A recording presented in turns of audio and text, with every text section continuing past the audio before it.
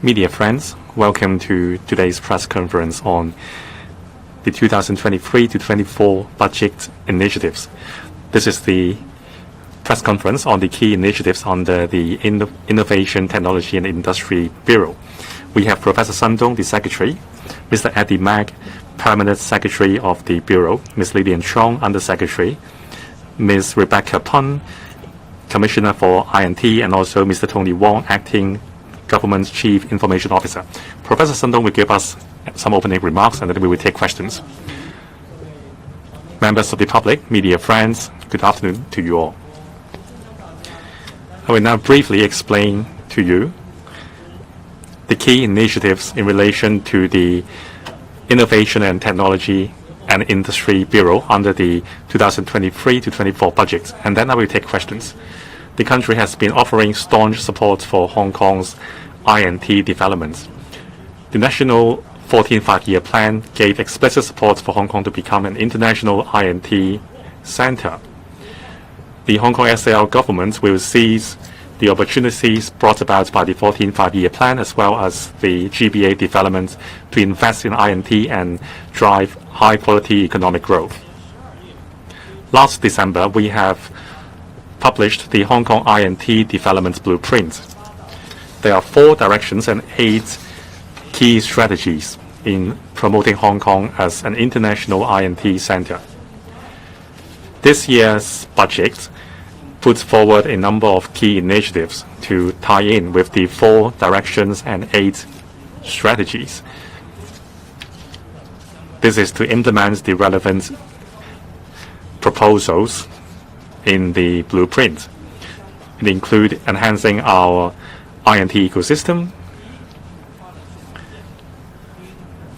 and develop digital infrastructure and promote digital transformation. Second, we will consolidate Hong Kong's strengths in scientific research and promote development of technology industries. Thirdly, we will nurture technology startups and talents. Fourth, we will develop INT infrastructure. The blueprint proposed to expedite the pace with which we develop digital infrastructure and promote digital transformation. Now, the FS will chair the Digital Economy Development Committee. It will be established in June this year. Recommendations will be put forward by the committee within this year to the government. We have to speed up digital infrastructure development. The budget proposed to conduct a feasibility study on the development of an AI supercomputing center. This will provide adequate computing infrastructure for scientific research and development of AI industries in Hong Kong. This study will be completed within 2023 to 24. And also to enhance users' experience, $200 million will be earmarked for enhancing the I Am Smart app to further enhance users' experience and promote smart government and digital transformation in society. To speed up digital transformation for enterprises, we have earmarked $500 million to launch the Digital Transformation Support Pilot Program to be launched by the Cyberport. It will assist SMEs with a subsidy on a 1-to-1 matching basis. Web3 is also an important development trend. This year, the Cyberport has established a Web3 hub. We will allocate another $15 million to seize the opportunities brought about by Web3 developments, and we will hold seminars and workshops. And we will also promote our strength in terms of life and health technology research institutes. We will support a comprehensive development along the chain. $10 billion have been set aside, and we will earmark $6 billion to subsidize universities and research institutes to set up research centers to support transformation of R&D outcomes and life and health technology R&D. We will invite submissions and proposals from universities and research institutes. And we will also earmark $3 billion to promote development of facilities in relation to basic research in frontier technology fields, such as AI and quantum technology, to strengthen our capacity to make breakthrough out of the blue. And we will also establish the first microelectronics research and development institutes with a view to making it a leading institute in the region. Thirdly, in terms of nurturing startups and talents, the Hong Kong Science and Technology Park Corporation will inject $400 million and also $110 million, respectively, to the Corporate Venture Fund and the Co-Acceleration Program with its collaboration partners to support frontier technology researchers. And we will also earmark $265 million for the Cyberport to launch a dedicated incubation program for smart living startups. The maximum grant will be $500,000. There will also be targeted professional support and counseling and advisory services for some 90 startups.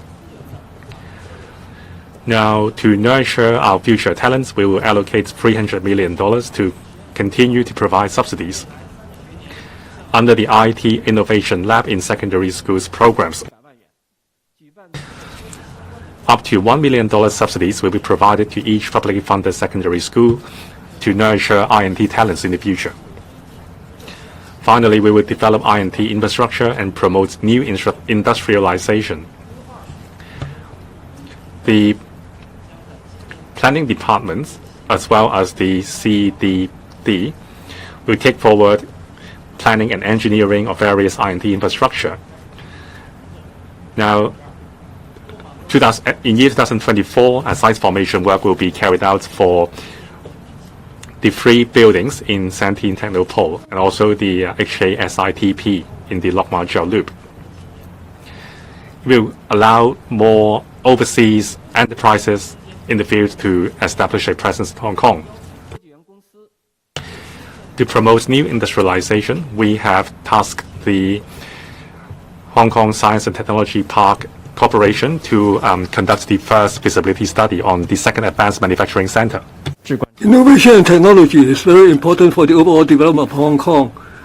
We will build Hong Kong up as a international center for innovation and technology.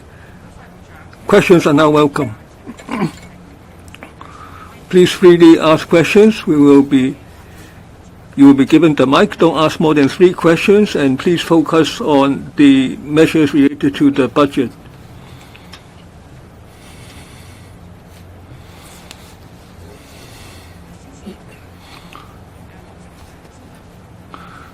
Gentleman in green jacket, RTHK. You mentioned the development of the loop.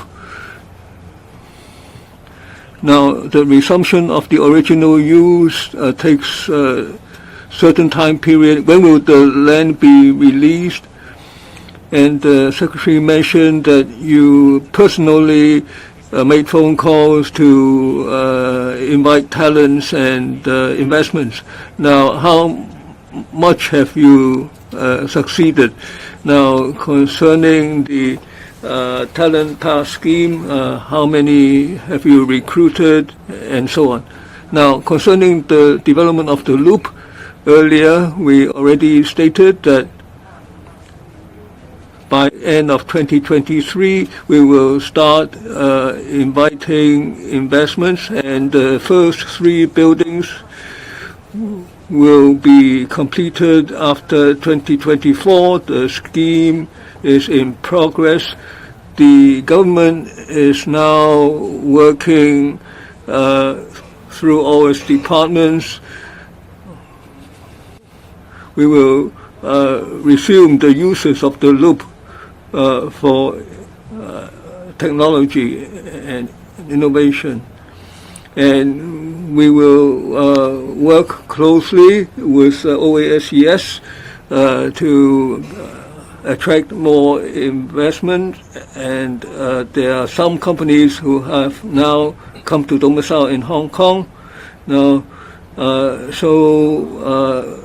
you mentioned the talent pass scheme. Now, we work through the enterprises to bring in talent. We build quality infrastructure. We attract top leaders in the fields.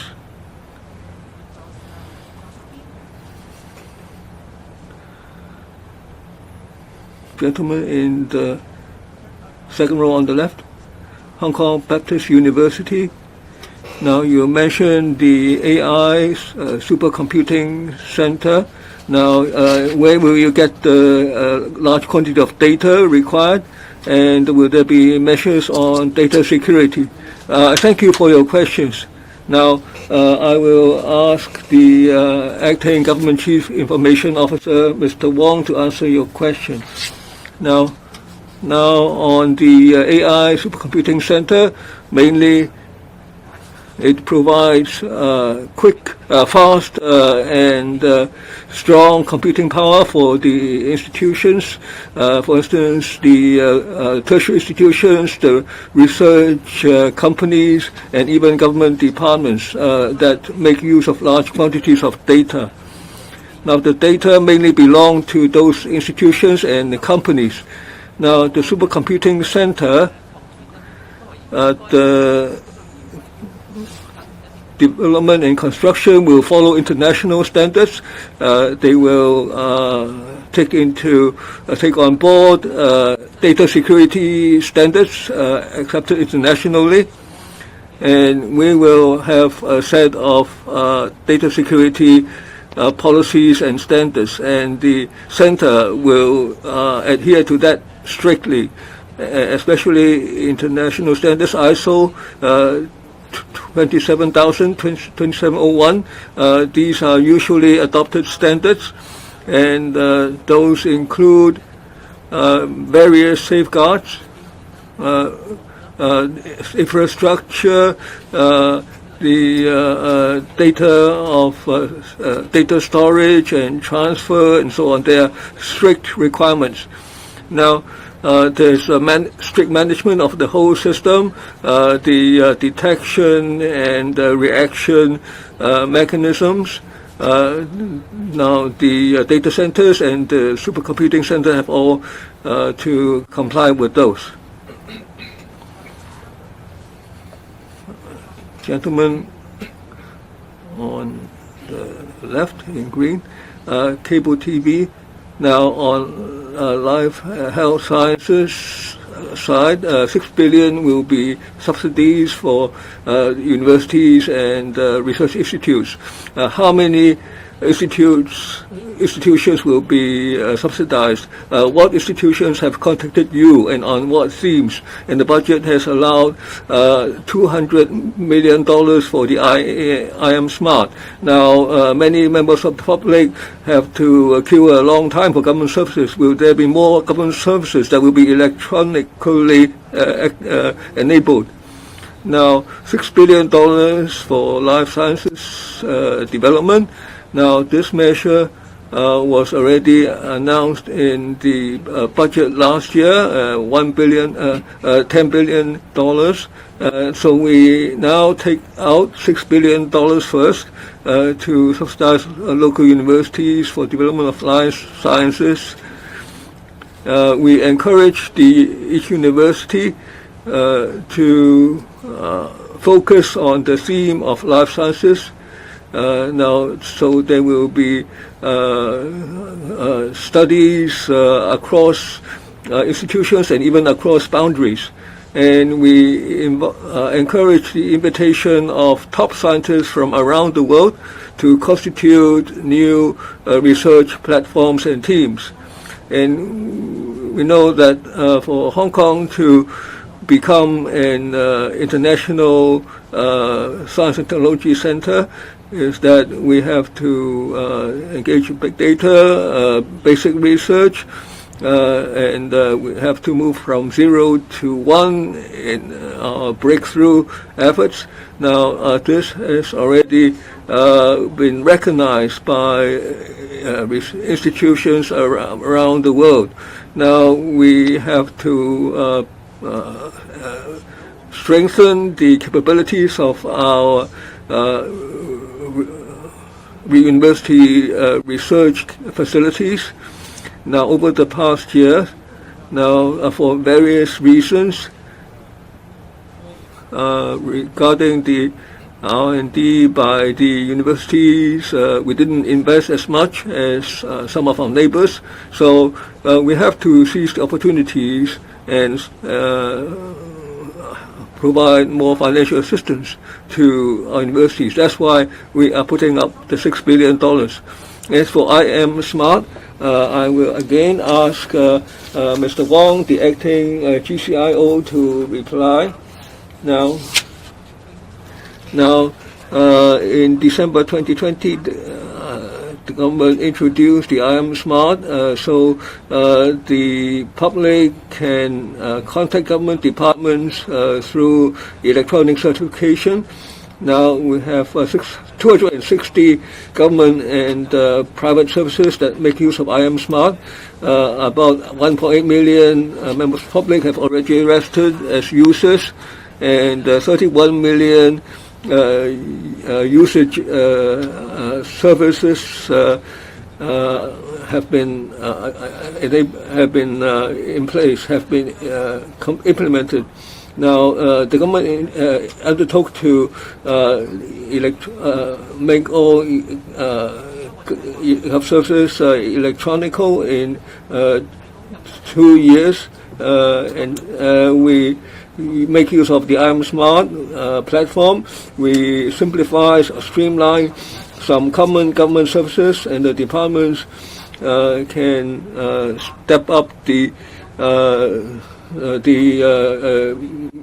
free flow of data among government departments, so that there will be one platform for all the government services, and this will further take forward smart government and digital transformation of the government.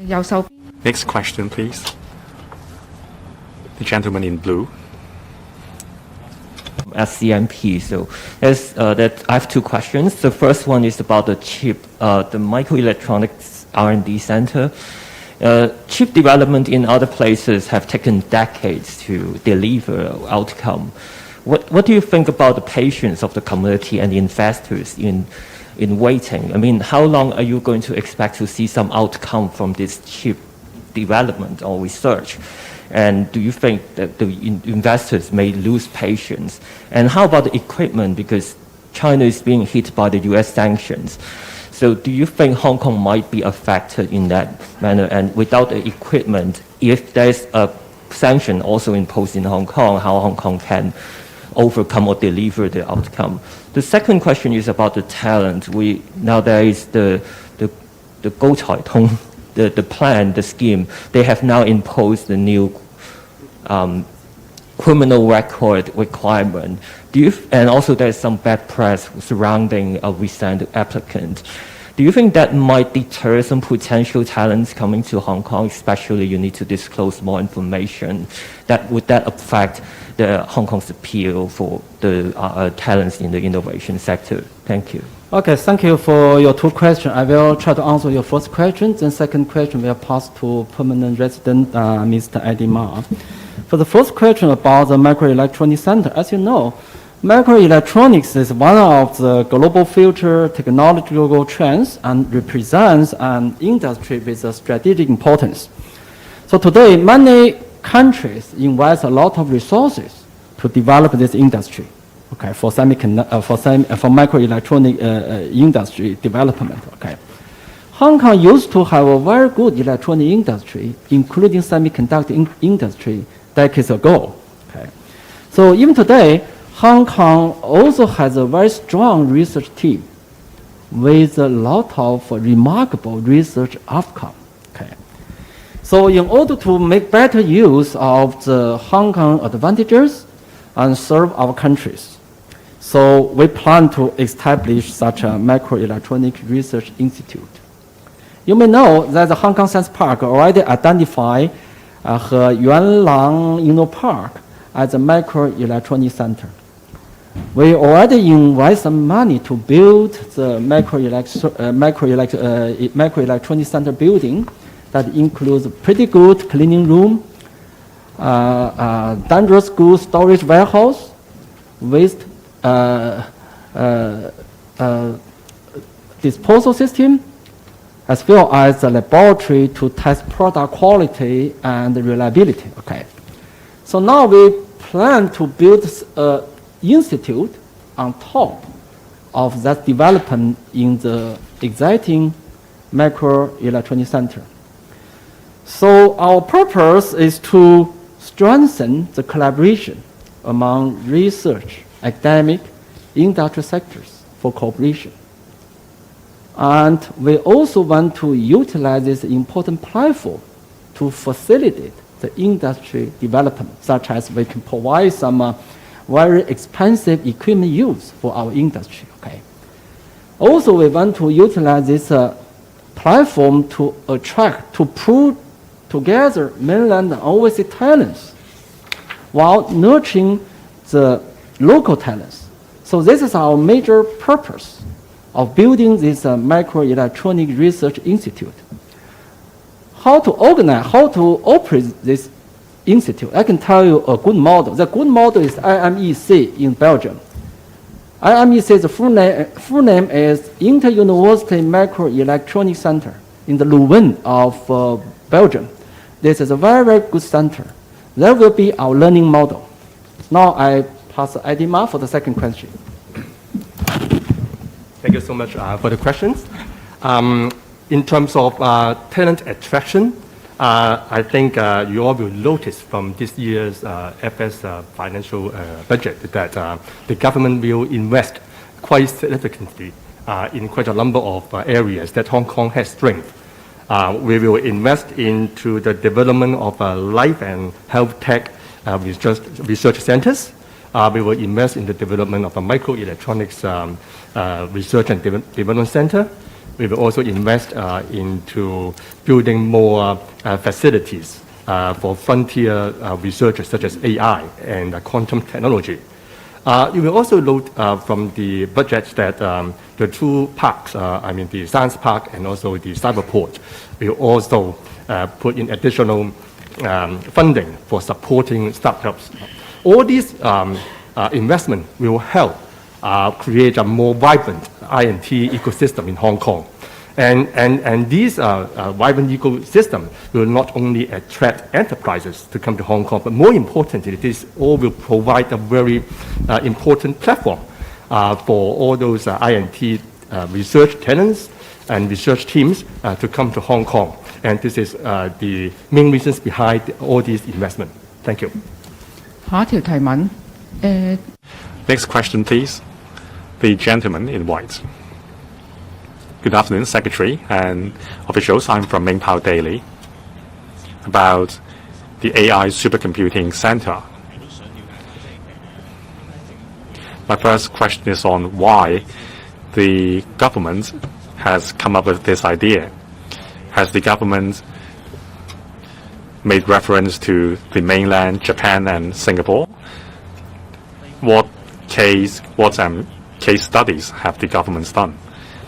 And also there are concerns that the AI Supercomputing Center would incur tremendous operating costs and also on energy consumption. So are there any preliminary idea on what the operating model will be? Will the government take the lead or will it be a public-private partnership model? Third question, in terms of AI, it is a very controversial issue with ethical controversies and also legal issues. in terms of promoting development of AI in terms of hardware and talent? Is the government prepared to legislate, to regulate the development for AI? Thank you for your 3 questions from Mingbao Daily. First question, why we have to build the AI supercomputing center? It represents a digital infrastructure with supercomputing capacity. And it is crucial in terms of developing Hong Kong into a smart city, promoting digital development, and meeting the challenges brought about by the developments in AI technology in the world. In terms of AI, scientific data, and so on, it is now our major development area. In the world, there are a lot of state-of-the-art and breakthroughs, state-of-the-art and developments and breakthroughs in this field. And this is a key development area. Now in Shenzhen, it has its own supercomputing center. In Zhuhai, Henqin, there is also a supercomputing center. If we want to hold on to our competitive edge and establish our position as an international INT hub, and also to play a leading role in terms of INT development in the future, we think an AI supercomputing center is necessary.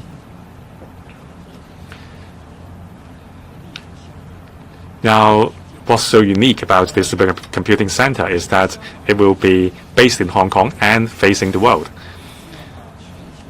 Now we want to introduce data from all over the world to Hong Kong. And also, on certain premises, we also want to export mainland's data to Hong Kong. Now this advantage will be crucial in establishing Hong Kong's future position as a leading data hub in the world. So the supercomputing center is, I cannot overstress the importance of the supercomputing center for Hong Kong's future. On the second question, it will require astronomical investment in constructing the supercomputing center, and it will also involve protection of the data and other issues. As mentioned in the budget, we will conduct a feasibility study on a supercomputing center. We want to consult the trade. Say, for example, what is the capacity we are looking for? And what will the operating model will be?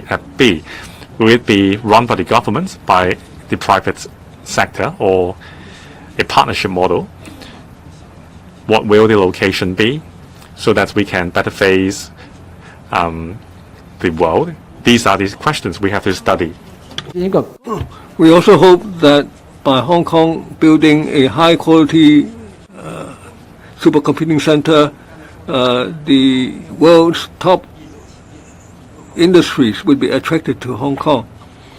That's why we are proposing that we need to do a operational analysis for the future. We hope that it can be done at the end of the year. On the legal framework, the SAR government has all along paid close attention to this matter. Now, right now in the world, there is no set of comprehensive law governing AI yet. The SAR government is paying close attention. Progress is very rapid. Nobody can stop that. How we can preserve our development progress throughout this competition, and also to make sure that the progress benefits the humankind. That is our close concern. Next question. On the left, third row, gentleman in suit, the Commerce Daily. Now, on the use of the loop location, now what's the progress of the resumption of the land use of the loop? And the 3 buildings should be completed starting the end of next year. Have you been in touch with mainland or overseas enterprises and on their use? And on the resumption of the loop facilities, now will that progress be affected by the epidemic and land use considerations? And on the AI Supercomputing Center, the Secretary mentioned that Shenzhen and Zhuhai have similar centers.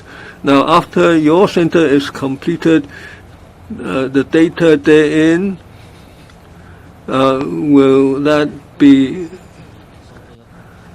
shared with other cities of the Pearl River Delta or the Greater Bay Area? And will there be certain legal considerations? And recently, there has been some discussion on ChatGPT, and some universities have prohibited their students from making use of it. Will the government have some follow-up work to do on that? On the first question regarding the loop, I'd like to ask the Undersecretary, Ms. Chong, to answer the question.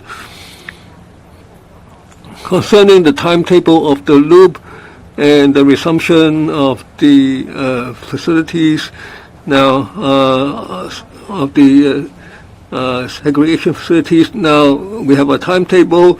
Now some facilities will be returned for restored for innovation and technology. On the first batch of 3 buildings, now starting at the end of 2024, they will be completed. Now we have been on schedule, and we've tried to speed up the progress. So we are also full steam ahead on introducing and inviting investment, and the Secretary and the Bureau and the OSES have been working with science and technology enterprises locally around the world. Now, you can see that some enterprises, for instance, in the life health sciences area, some major pharmaceutical companies and some leading life science enterprises have become domiciled in Hong Kong or set up Asian Pacific headquarters in Hong Kong. We will be working hard on that. Now, some science technology enterprises that we've been in contact with are among the world leaders in their field. So I hope that in the future we will have more information on the progress. On the data handling of the supercomputing center, we have to be in compliance with we have to handle that in accordance with existing arrangements for the transfer and introduction of data. Some non-sensitive data from the mainland can be transferred to Hong Kong. Now, some of our universities have branches in the mainland. Now, so to a certain extent, their data will be shared across boundaries. Now,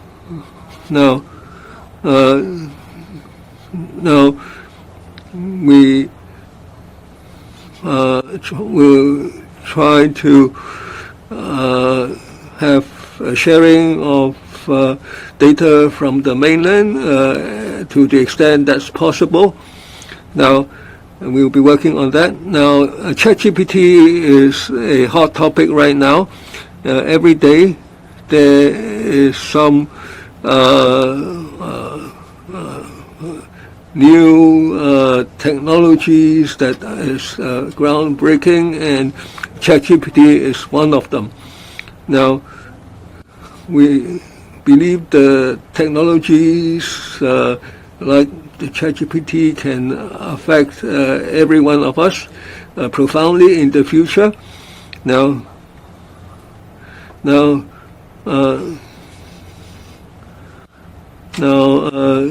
many members of the public have already been in touch with ChatGPT, and the government has paid close attention to that. We plan to set up a ChatGPT task force to study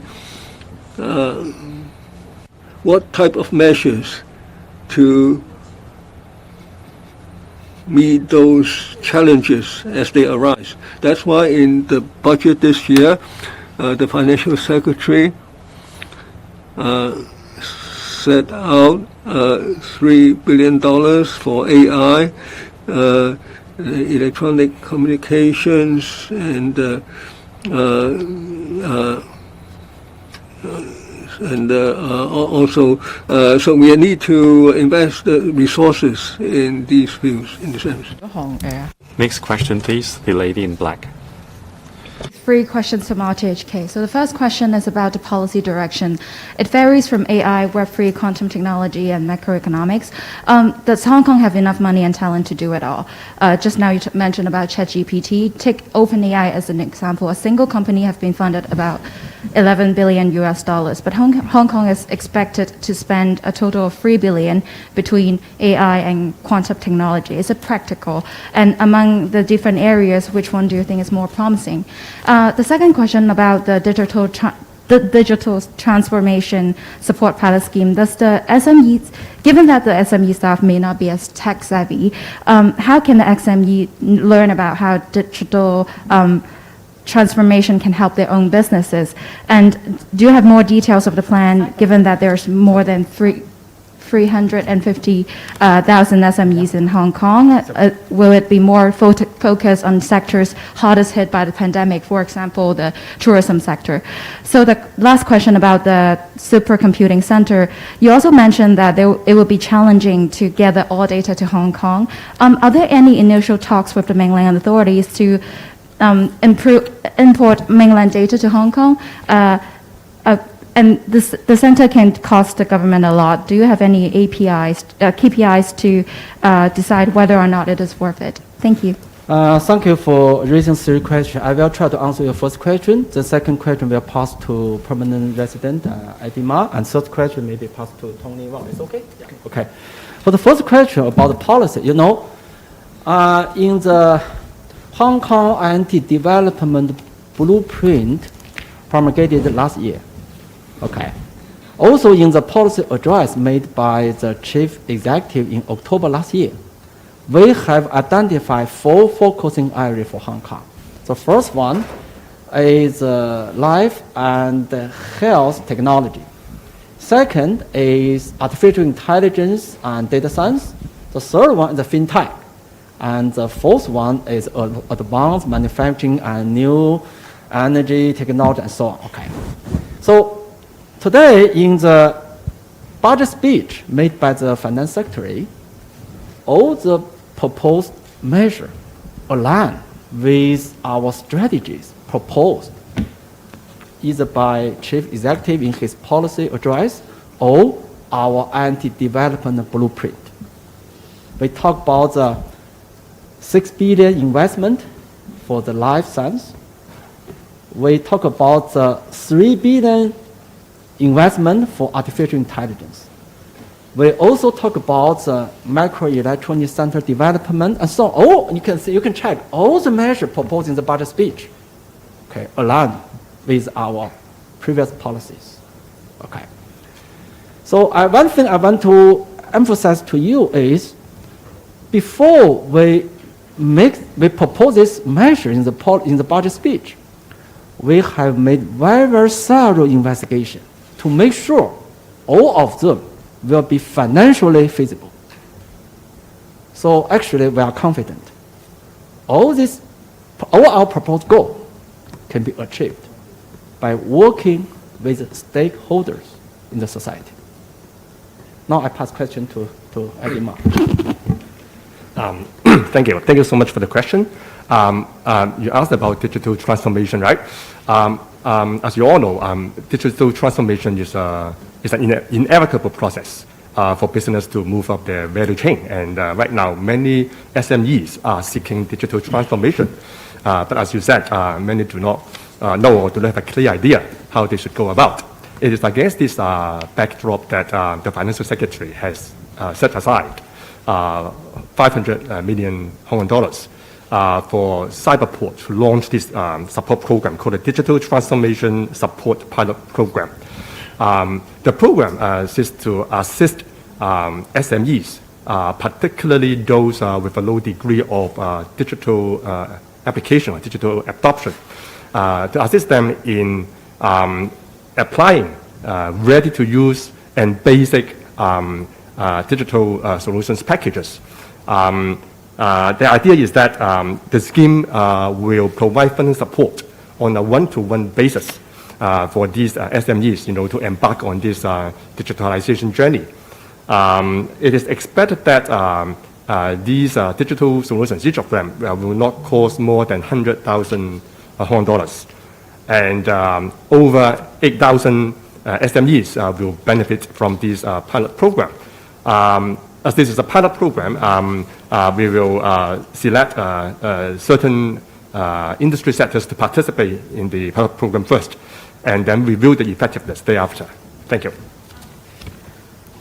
Yes. About the question on the use of AI supercomputing centers, I need to emphasize that the supercomputing centers is providing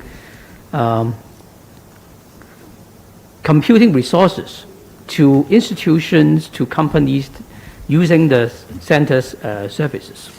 All the data belongs to the institutions, and it's also up to the institutions' interests and needs to collaborate with their partners, whether it's in Hong Kong, mainland, or overseas, in doing data analytics collaboratively.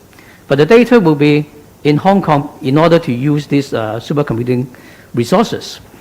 And in terms of attracting mainland data to cross-border flow to Hong Kong in order to enhance our data analytics capacities and benefit the digital economy development of Hong Kong, we are actively discussing with mainland authorities in terms of attracting more data from mainland. But as a matter of fact, for those corporate business data not involving important data or personal data, they are not restricted by the mainland's legislation in terms of flowing to Hong Kong. For important data, of course, and personal data, if they want to go outside the mainland territory, they need to follow the regulation in terms of doing the security assessment. So there's way for these data to flow to Hong Kong. So we are actively discussing with the authorities in terms of having more facilitating measures, more streamlined measures in order to allow our different industry sectors to flow their data from mainland to Hong Kong. Thank you. 下一條提問 Next question, please. This will be the last question. The lady in the front. One question from HKU Journalism. In this budget, financial support is largely allocated to universities and institutions to advance research projects. So my question is, do you think it's necessary to attract foreign enterprises to enter Hong Kong market and incentive the local development in technology and cooperate with the local technology companies and the infrastructure? Thank you. Actually, Rebecca, may I invite you to answer this question? Yeah. Thank you for the question. As you have seen and have been expressed by our secretary, the Hong Kong SAR government is investing substantial amount of resources into the INT development of Hong Kong. This is because of our strengths in the research capabilities, and we have a lot of outstanding researchers and talents in our universities. And it's very important that we will try to transform the R&D outcomes from 1 to N.